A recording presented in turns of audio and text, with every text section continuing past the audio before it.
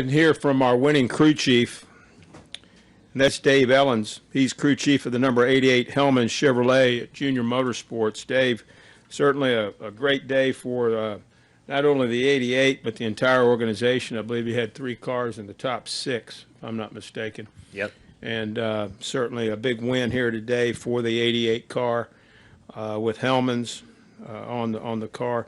Just talk about, you know, it was kind of an unusual weekend. No practice yesterday. You had to practice today, the heats, etc. Just talk about how you thought things went. Yeah, it was definitely different from, you know, what we've had in years past. JRM's always been solid at Richmond for the last few years.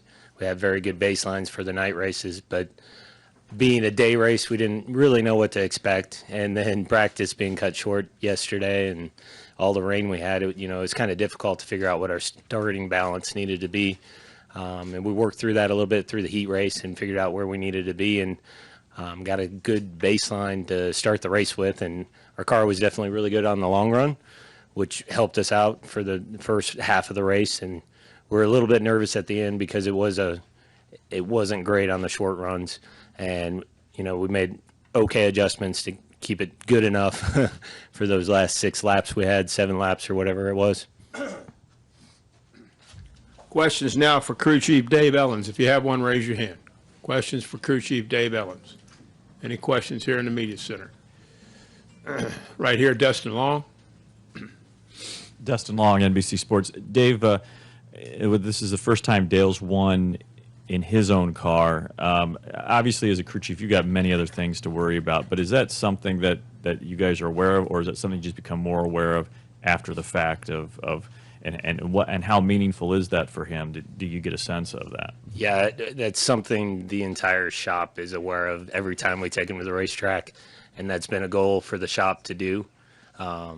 They've been close a couple times, but we haven't completed it, and everybody at JRM is very excited about winning with the boss. So that's very special to everybody in the organization. Okay, we're also pleased now to be joined by team owner Kelly Earnhardt Miller. And Kelly, congratulations. What a great day for the JR Motorsports organization. 3 cars in the top 6. Dale's first win in his own car. Just talk about the thrill, the excitement of what went on here today at Richmond. Oh, gosh, it really excited. It is a technicality. I'm technically not the car owner since he is the driver and the car owner of this particular car, but I'm happy to be sitting here for JR Motorsports and all of our teams. Just, you know, a great day for the 88 car, the 7 car, and then the finishes there at the end for the 1 and Cole's first race with us. So just excited to get out there and finally get a win. We've been chipping away at it all year long and against the competition, and I'm happy to be sitting here. Terrific. We'll open it back up for questions now. Questions for Dave or Kelly. If you have one, raise your hand. We've got a wireless mic out in the audience. Please let us know if you have a question. Go ahead. Let's go upstairs to the press box. Questions. Go ahead. No questions. No questions. Okay. Dustin, you got one? Go ahead. Dustin Long, NBC Sports. Kelly, we've seen times here, and I can remember it was about a year or 2 ago where Dale, after a good run here, was talking more about, you know, a guy like Josh Berry and trying to, you know, get a program developed for him. Obviously, this is one of 2 races Dale's doing this year. What does it mean for Dale to win for the company in this car, and how do you leverage that for the Josh Berrys or other young drivers that you kind of want to be able to put in the car down the road? Well, I know for Dale, you know, because this is his first win for us in so many years of competing, and he only gets a few times a year to do that. So, you know, I know he's got to be happy, and he can speak on that when he gets in here. But, you know, winning as an organization just does so much for us, no matter, you know, who's in the car, whether it's Dale or Kevin or Josh Berry or Justin. And the fact that our cars, you know, we've been competitive. We've all been right there. All of the cars are running, you know, close to each other, and being competitive. So it just, you know, that bodes well for the company and the opportunities that we're able to give, you know, a Josh Berry and folks like that. Josh is actually here for this win and came along for the weekend to just, you know, be here and see what's going on. He's going to have an opportunity here this year to run for us a couple times. You know, having Cole as a young talent being in our cars, and doing so well. So, you know, I hope it just shows the sponsors that, you know, we can compete and we can have drivers that can deliver results for them outside of the racetrack, because that's very important too. So I hope they can pay attention and it all culminates and comes together. Chris Knight, you have a question? Go ahead. Yeah, Chris Knight, catchfans.com. Kelly, today was the last day of DaleJr.Sandwich.com and the whole Blessings in a Backpack thing. How happy are you guys with the event and how everything's taking place, and does a win today maybe help contribute some more money to that? Yeah, absolutely. I think that they were going to accept donations through the rest of the day today. But the first thing I'm proud of is that Dale Jr. had the opportunity, you know, he thought of the charity component for the whole banana sandwich outrage on Twitter.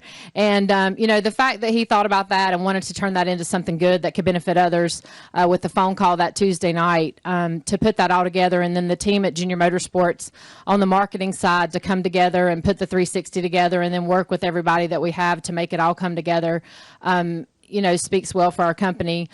We've raised a lot of money. Hellman's got on board with the $50,000 donation. Our fans have donated almost $55,000. We had several fans that donated in upwards of $1,000 each. So I just think that's really cool and speaks for the loyalty that they have to NASCAR and to our team and to Dale Jr. especially. And then Dale's going to come in and match that with another 50 grand. So we're going to have probably 160 or so $1,000 to give to Blessings in a Backpack.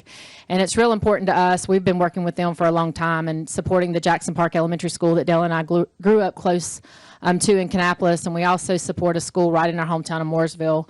And just to see that program and see the kids that benefit from that is just really makes your heart feel good. Well put. Other questions?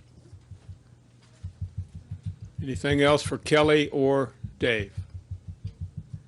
Well, congratulations to both of y'all. Great day today for your organization, and keep it up. Thank you. You're welcome.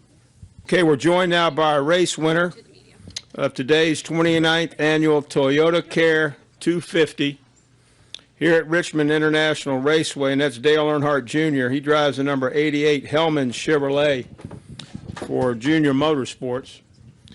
And this is his 24th Xfinity Series victory, his first win driving his own race car for JR Motorsports. And it's with Hellman's on the car, the banana mayonnaise sandwich deluxe, Blessings in a Backpack, all of those great things. Dale, congratulations. I know it's got to be a thrilling win for you. Yeah, it really was. I don't run the Xfinity Series but a couple times a year, so the opportunities to win are few and far between. We did. This is a unique situation because of the unique circumstances because of Hellman's being on the car. The way the tweet went viral, and we ended up taking that opportunity to try to raise some money for one of the people that we work with, Blessings in a Backpack, and how all that really worked so well. We ended up getting over $150,000. Today was when we would wrap up donations to DaleJr.Sandwich.com. Obviously, people can continue to donate to the foundation and to Blessings in a Backpack directly if they wish. And the track is selling the sandwiches this weekend. Bristol sold 150 last week and rounded their donation up to $1,000. And I'm sure Richmond will get right there doing something very similar. And also in the last 48 hours, we learned that Unilever, and which is the parent company for Hellman's, has signed on for 2 more years with our program, and that's such a critical thing for our race team to have such have partners that want to continue their relationship with us and continue working with us and be able to help us get these cars on the racetrack. And so it's so important to have won today with all that sort of happening over the past not only 48 hours but the last 2 weeks. To be able to come and win the race in that car is incredible. I knew we had great cars at Richmond, and this is why I picked to run here, because of how well they ran last year, particularly with Josh Berry getting all that exposure and when he drove the 88 car. But all our stuff's been really fast here last year. So this is one of the races that I asked if I could run. So I was lucky to be able to, just be able to drive our stuff here because it's so good. And on the long run there, I didn't think we were that great at the start of the race, and then in our heat race, I didn't think we were really as good as we needed to be, but we didn't do much to our car. We maybe tightened it up a little bit to help the drive off. But on that first run, which ended up being a very long one, we just had such great speed at the end. In the first 20 laps, there was a lot of guys as good, maybe even better than us. And I think you saw Ty was a little quicker than me on those last couple of laps. I was overdriving my car pretty bad, but I used him up pretty bad in the Cup race a couple times, and I knew he was gonna be pretty aggressive with me. So I was trying not to let him get the opportunity to get to the bumper. And but it was a good race, good finish, great car, good for our company to build morale and get those guys fired up about what our cars are capable of doing. Questions? Let's start up in the press box. I believe we have one for Dale. Go ahead. Tom Jensen, FoxSports.com. Congratulations on the victory. What would a sweep this weekend mean for you? You know, a win in the Cup Series is so critical to our season, and we ran second the last 2 weeks. You know, we had a winning car at Texas. We probably didn't have one last week, but we've still been running really good and coming close. So it would be very frustrating to continue to get close and not be able to eventually get yourself into victory lane. So you know, the sweeps are always fun and awesome, but I don't run that many races in the Xfinity Series to give myself that opportunity. But again, the win in the Cup would be so critical for us. It would take a lot of pressure, even though we know we're a good enough team to make the chase, regardless of how many wins we got, if any. Just to get the victory circle, there's so much. You know, there's so much pressure for teams to compete and win races. We've won multiple races over the last couple of years. You know, we want to continue that trend. We don't want to take any steps back. Upstairs. Go ahead, please. Upstairs. Lee Spencer, Motorsport.com. Can you talk a little bit about Cole Custer? I mean, kid had a great debut, tied for 5th place with to Austin Dillon. What's the game plan for Cole moving forward, Dale? I would love to continue to work with Cole. I think he's a great young kid. He's super, super humble, really quiet. I think he has a lot of untapped talent. He's obviously showing a great amount of potential and talent as is, but he's just going to continue to learn and improve and get confidence in himself and confidence in how he can drive the cars and trucks that he's in each week. I'd love to keep working with him because I think that we could not only do some great things on the racetrack, but he's so easy to get along with, so easy to deal with. A lot of times you get these guys that are a little bit difficult to deal with, or their parents are difficult to deal with. One way or another, it's not always the gears don't always mesh perfectly, but man, he is so easy to deal with, so much potential there.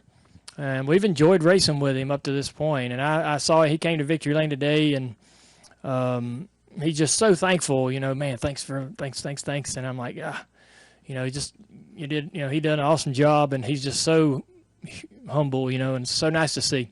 So I'd love to keep working with him if we could. Go ahead. Holly has a question. Get her the mic, please, right across from you. Holly Kane, NASCAR.com.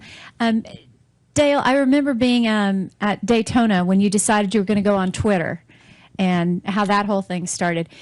What you've been able to do with the money that you've raised, and kind of generally speaking, is it amazing to you, kind of the power of Twitter? Could you talk a little bit about how you've been able to use that and be able to give back as you have? Yeah, the power of social media is it's always the things you don't expect that get the most attention. You know, you'll be excited about something and think that people are really going to latch on to what you're saying, and that kind of fizzles and goes under the radar, and then you'll send something out so unintentional, and it just takes fire. So it's always funny to me what people find interesting. I don't have that figured out, but or I'd be tweeting those tweets every day. We have fun with it. I have never had any PR person use my account. All my tweets are 100% genuine, and I enjoy. I get really comfortable on there, and that's a dangerous thing sometimes, but I feel like a lot of times I'm just having a one-on-one conversation. But all those people have ears to it, and sometimes you kind of got to remind yourself that. But for the most part, it's so comfortable and so fun and enjoying. I think a lot of people, I get to see a lot of people's personalities that otherwise I wouldn't get to see. A lot of people that work in the industry, you get to poke fun back and forth. A lot of people in this room even that we wouldn't have that dialogue or that opportunity to sort of get to know each other or just kind of pick and have fun. And we all do this every single week, and we all know the routine. But it's kind of fun to be on social media and see the personalities come out and how everybody kind of picks with each other and plays. And it's a great place for the fans to have that one-on-one interaction that we never have anymore. We used to go into race weekends and go to Walmart or somewhere and sign autographs for a couple hours for a couple hundred fans and get that one-on-one interaction there, but we don't do those things anymore. The appearances that we do are quite different these days. We still do the autograph sessions, but they're a lot more organized, and they're usually a group of people working with that particular sponsor, so you don't really get that one-on-one with the guy next door. And on social media, you can have those conversations, and those people get such a kick out of it, and it's so simple and easy and easy to, natural to do. I have fun with it. So hopefully it'll always stay that way. Hank? Dale, does the reaction to the mayonnaise and banana sandwich make you sit around at night and wonder what other kind of cockamamie concoctions you can throw out there and see if they take hold? Yeah. I was surprised that not more of the nation knew about it. It's a Southern thing, apparently. Some people down in Louisiana knew a little bit about it. A lot of people in Atlanta talked about it, and a lot of people, obviously, in North Carolina, where I grew up, were familiar with it. So it's regional, and it certainly disgusted everyone else. It really did. People were just they thought it was a joke or just couldn't believe it. And you did hear about a lot of other people's crazy ideas. People, instead of bananas and mayonnaise, people use pineapple. I thought that was crazy, and I am not willing to try it. So I can't be too critical of the people that were critical of my sandwich. And a lot of people say putting peanut butter on there is a big help, which I knew that is always true. I was just standing around during that photo shoot, and every time I do a helmet shoot each year, we talk about this sandwich, and we sort of mimic me making the sandwich with prop bread and all that stuff, and they sort of had it laid out ready for me to get ready to film me making the sandwich and talking about it. And so I'm standing there for 5 minutes waiting on them to get ready, and I thought, I'm just standing there taking pictures and tweeting, and damn, that thing just took off. And it was crazy how something like that can do that. It just amazed the hell out of me. So I'm glad we were able to take advantage of it. We're smart enough not to let that opportunity slip away to do something good with it. Let's go to right here to Tim, and then we'll go to Chris.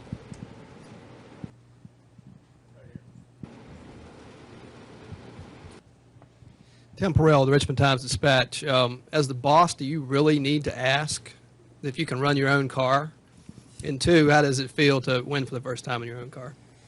I definitely have to ask. I'm not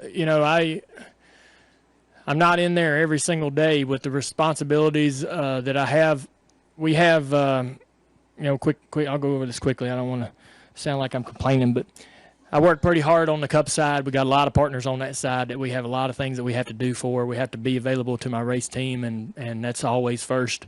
I'm over at Hendrick every Tuesday doing meetings and all that stuff, and then I'm going here and going there for the partners that we have. We help out partners on the other three teammates' cars, the 24, the 5, the 48, Napa, and we do things like that. So we're always working with those guys. And then on the junior motorsports side, we got another 12 to 15 partners, and we're always we have responsibilities to handle those things. So I'm not inside the building as often as Kelly, LW, Pemberton, and those guys are. They're in there every single day, and I let them sort of, they got to run the show because they're there every day. They know exactly what's going on. They know, well, this guy over here is upset, and this guy over here needs a couple of days off, and this guy's moving.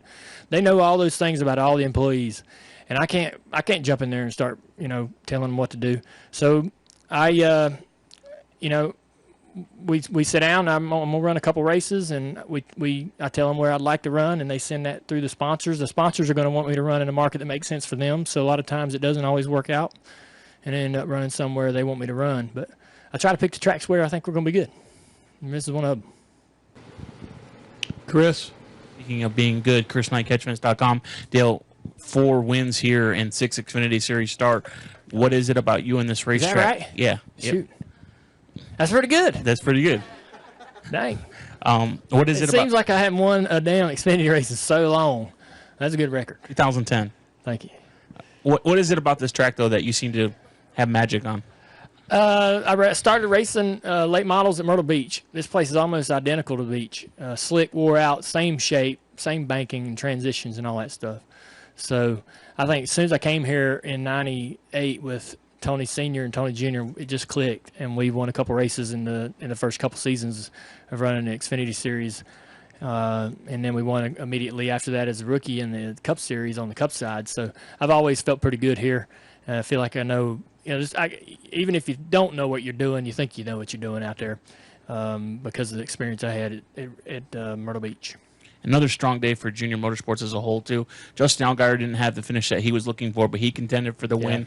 How much has it been beneficial for he to be a part of the program this year? Man, I'm going to tell you, he has been a real surprise. It's, let's be honest, hard to get a measure of what he had running on the Cup side over the last couple of years. You don't know where that program is, where the car is, where the communication is, and where he is. So it was a bit of a gamble, but we have been pleasantly surprised with his speed, his personality with that team, what he's done to sort of bring that group together. He's got a real level, good personality, always positive. That does wonders for that team. They got a great little crew chief with Jason there, so they get along good and they run great. Their cars are always one of the fastest cars we have at the racetrack each week. So I pushed I challenged the other teams to compete with Jason and his group. So, but Justin's done a good job. He's really been a nice surprise for us as far as his speed. And he's just going to keep getting more confident, more better, better with the team and better with his crew chief. All those things should continue to get even stronger throughout the season. He certainly did have a good car today. Dustin? Dustin Long, NBC Sports. You talked earlier about just getting back to Victory Lane. And in one sense, I know it's only been a few months since you've been in Victory Lane with your last Cup win at Phoenix. And obviously in your career, you've gone through a lot. This is nothing compared to what you've gone through. When a driver has the success that you have at the start of the season, being close but not getting into Victory Lane, this isn't the Cup Series, but what does it mean for you to get into Victory Lane? And yeah, there's still the pressure on the Cup side to go do it, but to go ahead and do it in this situation, to get back here in this case. There's a little bit of it does a little bit something to your ego. I guess like ego and confidence is a bit of the same thing when you're out there trying to get things done on the racetrack, and every time you kind of come close or you go a weekend without getting a win, it's a bruise to your ego a little bit, maybe a little piece of your confidence chipped away. And so anytime you can get back into Victory Lane, even if it's in a truck or an Xfinity car, it makes you feel like, hey, I know what I'm doing. I just need to keep calm. Things are working well. We just need to stay the course. We're going to make it happen. It definitely calms you down a little bit and builds that confidence back a little bit. And, comforts that ego a little bit. So it certainly feels good, even though it's not a Cup race. It's not 400 laps. It's not all, you didn't achieve all the things that you achieve in a Cup race. It still helps you understand that, you can get the job done. Uptight, yeah.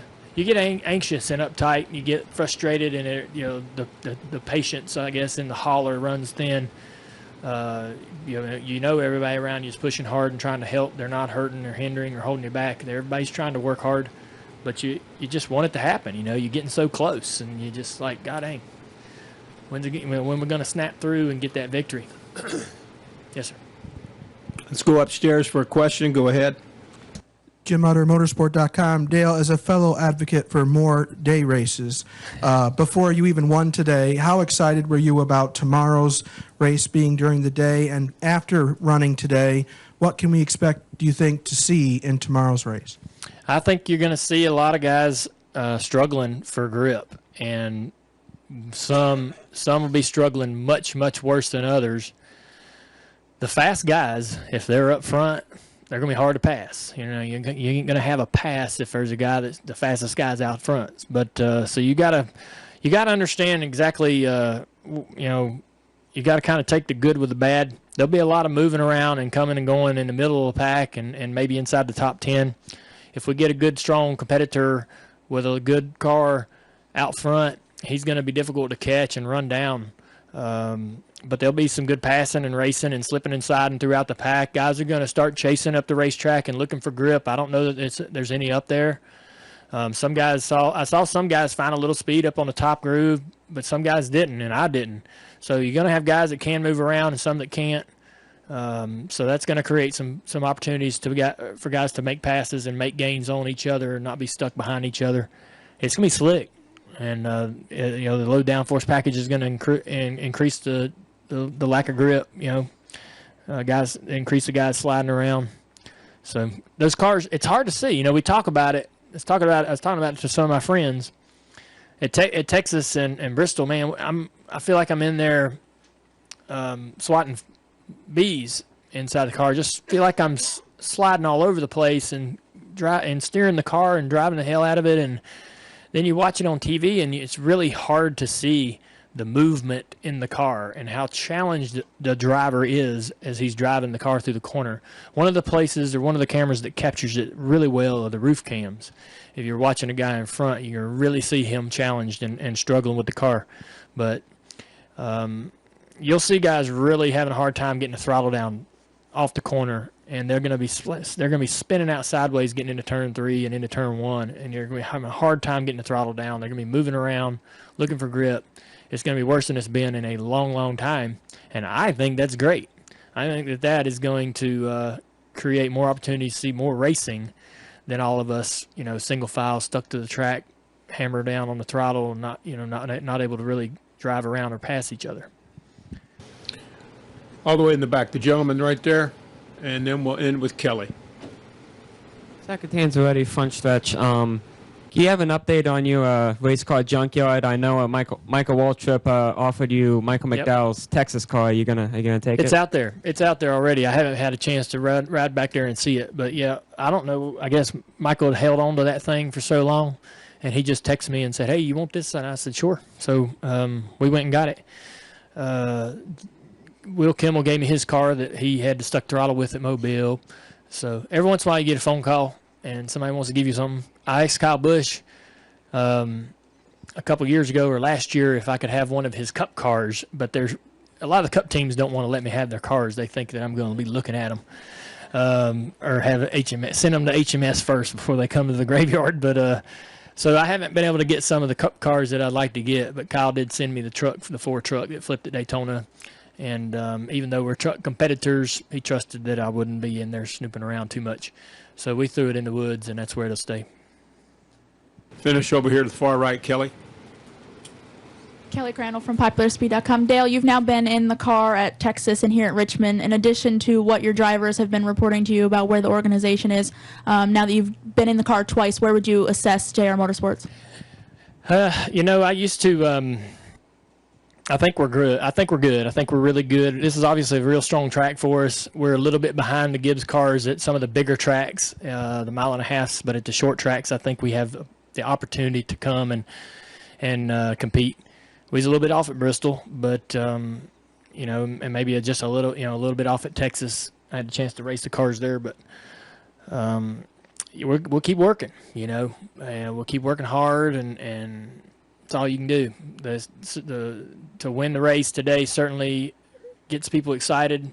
When we continuously finish right behind them each week, it beats the guys up at the shop. They want to know what do we need to do, because we're really doing everything on the cars, to the cars that we can within the means of the rule book.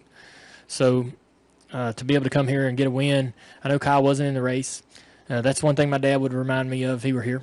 When we used to go to Myrtle Beach and win races, I'd come home, he'd say, well, was Robert Powell in the race? No, he wasn't in the race, Dad. So but I still feel like we were the strongest car here today, and we had Justin there with a second best car, if not the best car at times. And so I think that they can leave here feeling like we made some gains. There's going to be times when, you're going to show up at a mile and a half and they're just going to have more speed, and we're not going to know exactly why. They get a lot more time in the tunnels and stuff like that. They get a lot more support from Toyota than we're able to get, and so it makes it a big challenge for us as a company. We're a little bit smaller team, trying to be a big team. Well, Dale, congratulations to you and your race team, and certainly best of luck the rest of the season. Congratulations with your mayonnaise banana. Yeah, they're still selling those sandwiches here. So if you guys want to buy one, they're $1. They're $2. $1 goes to the foundation. And appreciate it. Appreciate it all day. Thanks, guys. Thank you. Good luck tomorrow.